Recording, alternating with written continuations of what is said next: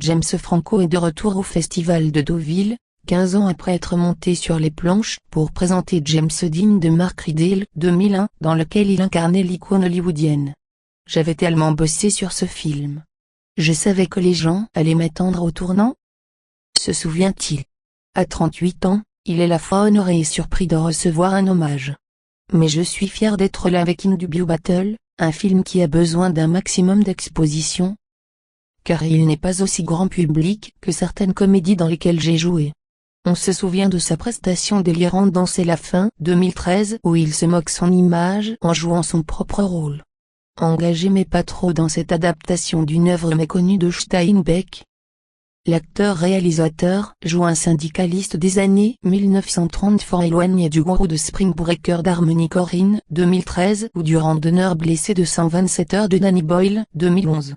Bien que je ne sois pas vraiment engagé politiquement, ce film me permet de parler de l'Amérique actuelle.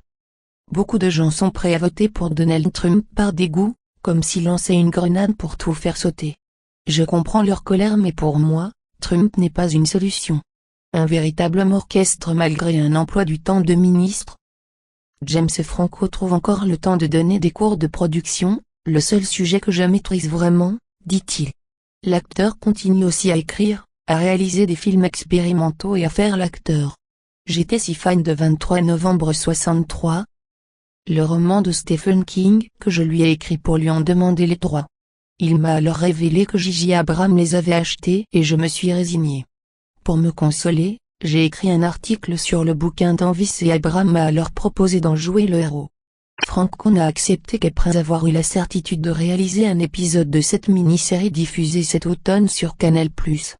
La télévision, nouveau terrain de jeu. L'expérience 23 novembre 63 lui ayant plu, l'acteur va poursuivre sa carrière sur petit écran avec The Deuce, série sur les quartiers chauds de New York dans les années 1970 dont il va mettre en scène plusieurs épisodes.